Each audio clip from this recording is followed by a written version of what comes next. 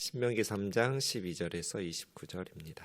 그때 우리가 이 땅을 얻음에 아르논 골짜기 곁에 아로엘에서부터 길르앗 산지 절반과 그 성읍들을 내가 루벤 자손과 갓 자손에게 주었고, 길르앗의 남은 땅과 옥의 나라였던 아르곱 온 지방 곧 온 바산으로는 내가 므낫세 반 지파에게 주었노라. 바산을 옛적에는 르바임의 땅이라 부르더니 므낫세 아들 야일이 그슬 족속과 마가 족속의 경계까지의 아르곱 온 지방을 점령하고 자기 이름으로 이 바산을 오늘날까지 하봇 야일이라 불러오느니라. 내가 마길에게 길르앗을 주었고 루벤 자손과 갓 자손에게는 길르앗에서부터 아르논 골짜기까지 주었으되 그 골짜기 중앙으로 지역을 정하였으니 곧 암몬 자손의 지역 야복강까지이며 또는 아라바와 요단과 그 지역이요 긴네렛에서 아라바 바다 곧 염해와 비스가 산 기슭에 이르기까지의 동쪽 지역이니라. 그때 내가 너희에게 명령하여 이르기를 너희 하나님 여호와께서 이 땅을 너희에게 주어 기업이 되게 하셨은즉 너희의 군인들은 무장하고 너희 형제 이스라엘 자손의 선봉이 되어 건너가되 너희에게 가축이 많은 줄 내가 아노니 너희의 처자와 가축은 내가 너희에게 준 성읍에 머무르게 하라. 여호와께서 너희에게 주신 것 같이 너희 형제에게도 안식을 주시리니 그들도 요단 저쪽에서 너희 하나님 여호와께서 그들에게 주시는 땅을 받아 기업을 삼기에 이르거든 너희는 각기 내가 준 기업으로 돌아갈 것이니라 하고, 그때 내가 여호수아에게 명령하여 이르기를 너희 하나님 여호와께서 이 두 왕에게 행하신 모든 일을 내 눈으로 보았거니와 내가 가는 모든 나라에도 여호와께서 이와 같이 행하시리니 너희는 그들을 두려워하지 말라. 너희 하나님 여호와께서 친히 너희를 위하여 싸우시리라 하였노라. 그때 내가 여호와께 간구하기를 주 여호와여 주께서 주의 크심과 주의 권능을 주의 종에게 나타내시기를 시작하셨사오니 천지간에 어떤 신이 능히 주께서 행하신 일 곧 주의 큰 능력으로 행하신 일 같이 행할 수 있으리이까. 구하옵나니 나를 건너가게 하사 요단 저쪽에 있는 아름다운 땅 아름다운 산과 레바논을 보게 하옵소서 하되 여호와께서 너희 때문에 내게 진노하사 내 말을 듣지 아니하시고 내게 이르시기를 그만해도 족하니 이 일로 다시 내게 말하지 말라. 너는 비스가 산 꼭대기에 올라가서 눈을 들어 동서남북을 바라고 내 눈으로 그 땅을 바라보라. 너는 이 요단을 건너지 못할 것임이니라. 너는 여호수아에게 명령하고 그를 담대하게 하며 그를 강하게 하라. 그는 이 백성을 거느리고 건너가서 내가 볼 땅을 그들이 기업으로 얻게 하리라 하셨느니라. 그때 우리가 벳볼 맞은편 골짜기에 거주하였느니라. 아멘. 신명기는 40년 동안 광야에서 있었던 역사적 사건들을 기술하면서부터 시작합니다. 이게 1장에서 3장이고 오늘 그 마지막 부분 본문입니다. 이것을 역사적 서론 이렇게 부릅니다. 신명기의 서론이 역사적인 사건들을 기술하면서 시작하기 때문에 역사적 서론이라고 하는데 오늘 마지막 부분입니다. 12절과 18절과 23절에 그때 이렇게 말로 시작합니다. 그래서 이 부분은 세 문단으로 나눌 수 있습니다. 12절부터 17절까지, 18절에서 22절까지, 23절에서 29절까지 그때라는 표현을 기준으로 세 단락으로 이루어져 있습니다. 첫 번째 단락은 요단강 동쪽 두 지파 반에게 땅 분배하는 내용입니다. 남쪽에서부터 보면 루벤 지파, 갓 지파, 므낫세 반 지파. 그러니까 므낫세 지파는 요단강 동쪽에도 땅을 분배받았고 요단강 건너서 가나안 땅, 요단강 서쪽에도 땅을 분배받은 유일한 지파가 므낫세 지파죠. 그래서 므낫세 반 지파 이렇게 부릅니다. 루벤, 갓, 므낫세 반 지파. 12절 보시면 아르논 골짜기 곁에 아로엘에서부터 이제 여러분 지도를 보시면 저 북쪽에 갈릴리 호수가 있고 요단강이 흐르고 남쪽에 사해, 여매라고 부르는 17절에 나오는데 아라바라고도 불러요. 아라바 바다 곧 염해. 왜 소금 염자를 쓰냐면 일반 바다보다 염도가 6배가 높아요. 더 짜요. 6배나. 그래서 염해라고 사해라고 하기도 하고 염해라고 부르는 아라바 바다까지 이렇게 쭉 중앙에 쳐 있죠. 그 요단강을 중심으로 해서 서쪽은 가나안이고 동쪽은 지금 요단강 동쪽에 두 지파 반이 있었던 지역입니다. 이 지역을 길르앗 산지라고 하는데 사실은 길르앗은 넓게 부르는 말이기도 하고 좁게 길르앗 땅이라고 부르는 그런 지역들도 있고 그렇습니다. 어쨌든 길르앗은 야르묵 강이라고 하는데 야르묵 강을 기준으로 해서 북길르앗이 있고 남길르앗이 있어요. 오늘 17절에 보면 길르앗 산지를 루벤 갓 자손에게도 주고 또 13절에도 보면 므낫세 반지파에게도 길르앗의 남은 땅을 주었다 이렇게 말하거든요. 그래서 므낫세 반지파는 북 야르묵강 북쪽에 있는 북 길르앗을 준 거고요. 갓과 르우벤 지파에는 야르묵강 남쪽에 있는 남 길르앗을 준 거예요. 어쨌든 그 길르앗 하면 그리고 또 이 지역을 바산 지역이라고도 부르는데요. 사실은 두 왕에게 빼앗은 거죠. 헤스본 왕 시온의 왕국, 바산 왕 옥의 왕국, 두 아모리 족속에 속한 두 왕국, 그 외에도 뭐 작은 왕국들이 그 지역에 도시 국가들이 많이 있었는데요. 어쨌든 바산 왕 옥하고 헤스본 왕 시온 이 두 왕국에게서 빼앗았던 그 지역을 루벤, 갓, 므낫세 반지파에게 분배하는 것입니다. 루벤과 갓은 이제 헤스본 왕 시온에게서 빼앗았던 왕국을 주고요. 므낫세 반지파는 야일과 마길 14절과 15절에 나오는데요. 야일에게 주고 그 다음에 마길에게 길르앗을 주었다 이렇게 이야기하고 있습니다. 어쨌든 그 바산 왕 옥의 나라는 므낫세 반지파에게 주게 됩니다. 야일은 그술과 마가 족속 경계까지 그 요단강 동쪽에 그술 족속하면 그술의 왕 달메의 딸이 다윗하고 결혼해서 낳은 아들이 압살롬이 있죠. 쿠데타를 일으켰던 다윗의 아들 압살롬이 이 그술 왕 달메라는 사람의 딸이 다윗과 결혼해서 압살롬을 낳았던 요단강 동쪽 지역의 그술입니다. 어쨌든 그 지역에서 있었던 땅을 빼앗았는데 13절에 옛적에 바산왕 옥이 있었던 그 지역을 르바임의 땅, 르바임이 살고 있었던 거인족이거든요. 르바임이라는 거인족 속이 살고 있었던 땅을 바산에서 빼앗았던 것이죠. 야일이라는 사람 14절에 그 므낫세의 아들로 나오는데 사실은 원래 유다지파 출신이거든요. 유다지파 출신인데 므낫세의 마길의 사위가 돼요. 그래서 이제 므낫세 지파로 야일이라는 사람이 되고 그 자기가 정복했던 땅을 하봇 야일이라고 불렀다. 하봇이라는 말은 장막, 집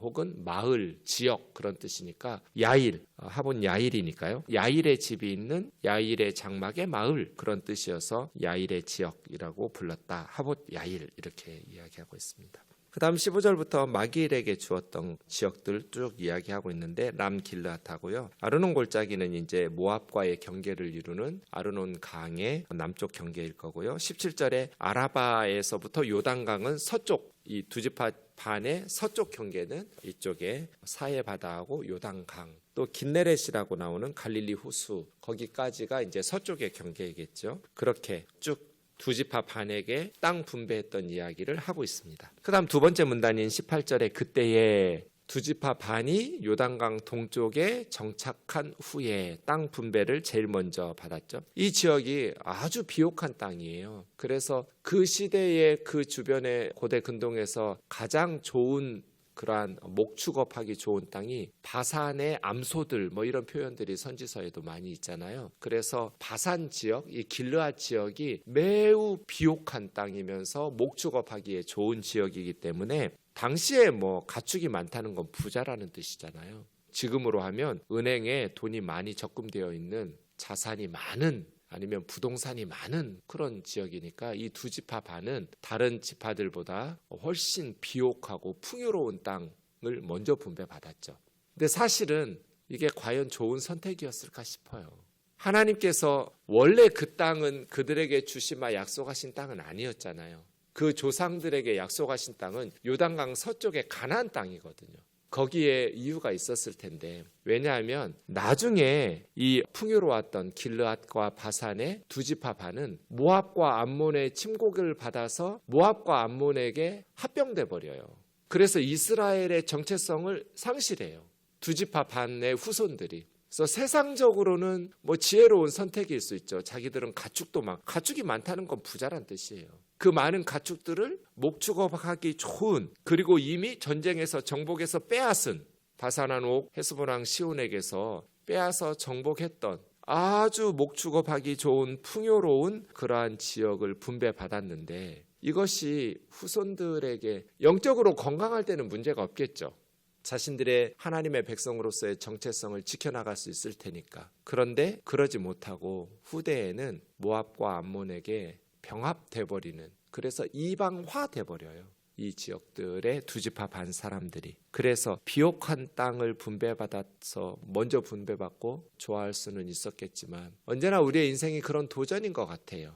어느 면에서는 광야 40년이 영적으로는 더 좋은 환경이에요. 세상적으로는 살기 어렵죠. 만나와 메추라기 안 주시면 굶어 죽어야 되니까요. 농사를 지을 땅이 없잖아요. 집을 지을 수 있는, 사람이 살 수 있는 지역도 아니고요. 광야에서 40년은. 그러나 영적으로 보면 살아계신 하나님의 은혜와 능력을 의지할 수밖에 없는 상황이어서 가난하다고 해서 꼭 믿음으로 살 수 있다는 것은 아니지만 어느 면에서 부유하고 세상에 기도 제목 별로 없는 그런 형통한 평안한 가정에서 신앙생활 잘하는 건 더 힘든 것 같아요. 질병이 있고 가난하고 위기가 있고 이러한 상황에서도 신앙생활 바로 하기는 쉽지 않지만 어느 면에서 보면 세상적으로 평안하고 형통하고 하는 일마다 잘 될 때 정말 신앙생활 바르게 열심히 잘하는 것은 훨씬 더 힘든 일 아닌가? 그런 면에서 보면 요단강을 건너서 가나안 땅에 들어가는 것, 이제 더 이상 만나 메추라기 의지하지 않아도 돼요. 내가 농사 짓고 살면 되니까요. 풍요로운 땅, 젖과 꿀이 흐르는 땅, 그 땅이 세상적으로 보면 더 좋은 것을 하나님께서 선물로 주셨죠. 그러나 이것이 영적으로도 꼭 좋았을까? 더 이상 하나님께 기도하지 않아도 돼요. 더 이상 불기둥 구름기둥 만나 메추라기 의지하지 않아도 돼요. 더 이상 바위에서 반석에서 물이 터쳐나오는 하나님의 기적이 필요 없어요. 내가 그냥 우물 파면 돼요. 내가 농사 지으면 돼요. 풍요로운 땅이죠. 이것이 영적으로는 더 어느 면에서는 깨어있지 않으면 하나님을 잊어버리고 하나님에게서 멀어질 수 있는 위험한 땅인 거죠. 동쪽의 두 지파 반이 그런 거예요. 세상적으로 보면 아주 풍요로운 목축지예요. 축산업에 아주 적합한 지역이죠. 그래서 다른 지파들이 볼 때 부러움의 대상이 되었을 수도 있어요. 너무나 비옥한 땅이에요. 그러나 그것이 영적으로도 좋았을까? 이 조상들의 선택이 후손들에게 이어지면서 사실은 조금 고민스러운 지점이 이 부분이에요. 그래서 우리 자녀들에게 있어서 무엇이 정말 중요할까? 많은 유산을 물려주는 것, 좋은 집, 아파트 이런 거 물려주는 게 그것을 신앙적으로 잘 감당할 수 있는 자녀들로 신앙교육을 철저히 해서 하면 그 대까지는 괜찮겠죠. 그러나 영적으로 게을러지고 하나님의 은혜가 필요 없는 것처럼 느껴지고 세상적으로 그냥 너무나 평안하고 영적으로 멀어지는 그러한 일들은 없을까? 이게 이제 두 지파 반에 대한 고민이 이런 거예요. 모세는 그렇게 말합니다. 요단강 서쪽에 다른 지파 사람들이 땅을 분배받을 때까지 18절이 중요한데요. 너희 군인들은 무장하고 형제 이스라엘 자손의 선봉이 되어 건너가라. 너희들은 이미 좋은 땅 차지했다고 해서 그냥 대충 싸우는 신용만 뒤에서 따라다니면서 이러지 마라. 무장하고 선봉에 서라. 다른 지파 형제 자매들이 자기들이 하나님이 주신 안식을, 땅을 찾을 때까지. 그래서 20절에 너희 형제에게도 하나님이 안식을 주실 것이다. 안식을 얻으려면 먼저 정복 전쟁을 치러야죠. 그러니 무장하고 가볍게 여행 가는 마음으로 그냥 소풍 가듯이 하지 말고 무장하고 선봉에 서라. 꽁무니에서 따라다니고 대충 싸우는 신용만 해서는 안 된다. 하나님께서 너희에게 비옥한 땅을 선물로 주었으니 무장하고 선봉에 서서 요단강 서쪽의 가나안 땅 정복 전쟁에 앞장서라. 좋은 것을 받았으니 그만큼 책임과 의무도 많아야 되는 거죠. 노블리스 오블리주라고 하죠. 우리나라가 하나가 되려면 정말 자랑스러운 나라, 지키고 싶은, 목숨 걸고 지키고 싶은 그러한 나라가 되려면 많이 받은 사람들이, 좋은 것을 받은 사람들이 무장하고 선봉에 서서 공동체를 위해서 희생하고 헌신해야죠. 그런 나라를 선진국이라고 하고요. 후진국은 좋은 것, 많은 것 받은 사람들이 다 꽁무니 빼죠. 책임과 의무에 있어서는. 없는 집 자식들만 군대 보내고 있는 집 자식들은 군대 다 빼내고 책임과 의무에 대해서는 소홀히 하고 신용만 내고 좋은 것들은 자기들이 다 차지하면서 대물림하고 그런 나라가 어떻게 하나 될 수 있겠어요. 너희 두 지파 반 좋은 땅 먼저 분배받았으니 무장하고 선봉에 서서 다른 형제들을 하나님께서 안식을 주실 때까지, 끝까지잖아요. 전쟁 끝날 때까지 선봉에 서서 싸워라. 이것이 모세의 명령이지요. 그 다음 21절에 여호수아에게는 이제 이스라엘의 통수권을 물려주고 있어요. 모세에게서 여호수아에게로. 여호수아야, 네가 하나님께서 두 왕 헤스본 왕 시온과 바산 왕 옥에게 행하신 하나님의 기적을 보았지? 하나님께서 너희보다 앞서서 싸우실 거야. 요단강 건너가서 이제 서쪽 지역 정복할 때 하나님께서 너희와 함께 싸우실 테니까 두려워하지 마라. 신앙생활에 있어서 제일 조심해야 될 감정이 두려움이라고 그랬잖아요. 두려움의 감정에 휩싸이면 세상에 타협하게 되거든요.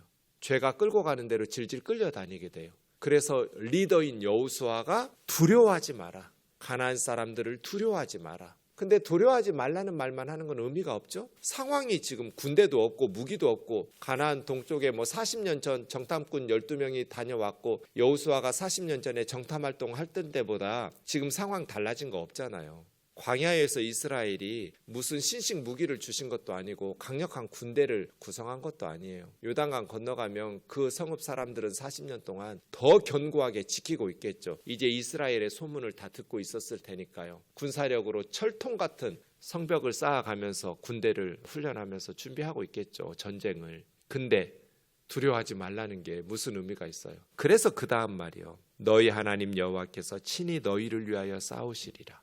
이게 중요한 거죠. 우리 아이들이 어른들이 만들어 놓은 세상에서 경쟁에서 뒤처지면 낙오대학가 되는데 명문대학 안 나오면 손해보는 게 이만저만이 아닌데 좋은 대학 안 다녀도 돼. 대학 안 들어가도 돼. 이런 말이 아이들 귀에 들어와요. 하나만 한 소리죠. 인생의 경험도 부족한 우리 자녀들이 두려워하는 건 너무나 당연하죠.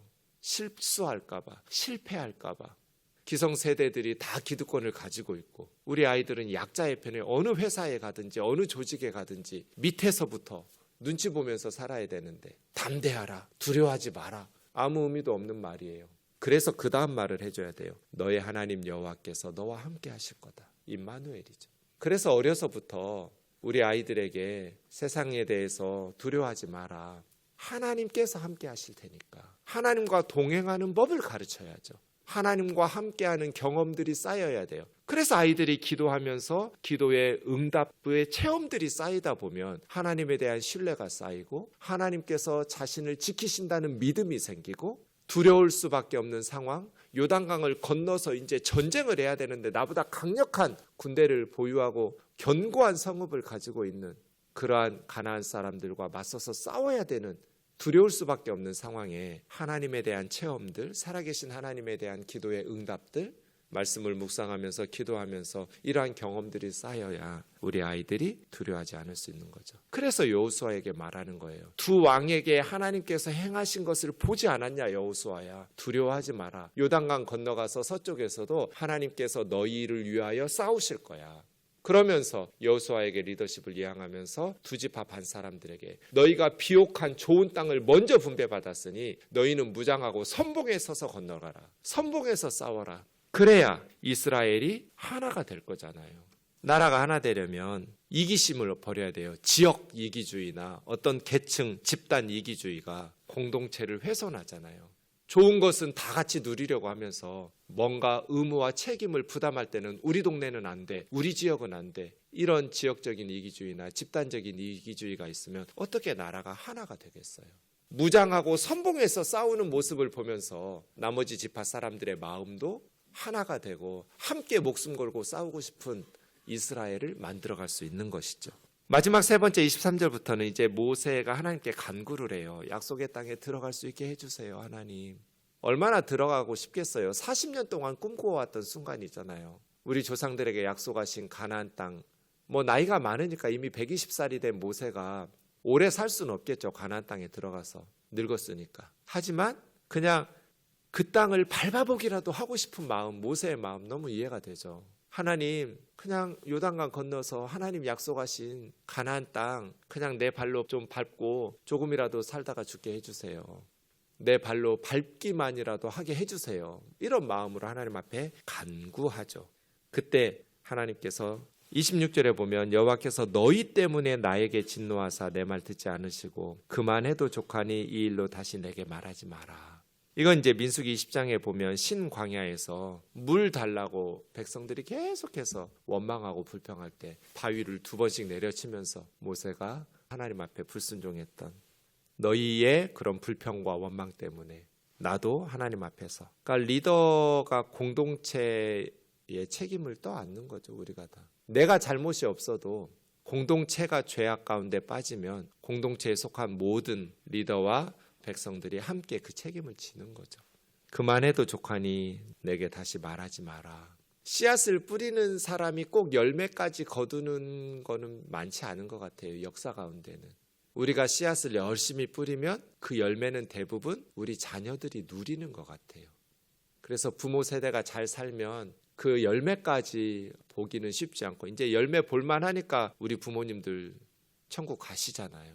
우리 앞선 선배들이 그렇게 희생하고 고생해서 이렇게 예배당 짓고 터 다 닦아놓은 거 별로 누리지 못하시고, 우리들이 아무것도 한 일이 없는데 벽돌 한 장도 올린 적이 없는데 저 같은 사람이 누리잖아요. 되게 그런 것 같아요. 모세가 씨앗을 뿌렸지만 그 열매를 거두고 싶었지만 하나님께서는 그만 족하다.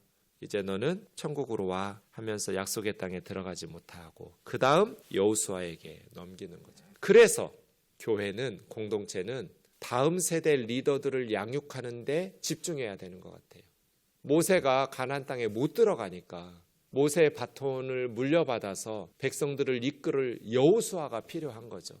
그런데 리더는 하루아침에 만들어지는 게 아니잖아요. 하늘에서 뚝 떨어지는 것도 아니에요. 오랜 시간이 걸려요. 그리고 많은 물질도 또 인내도 필요해요.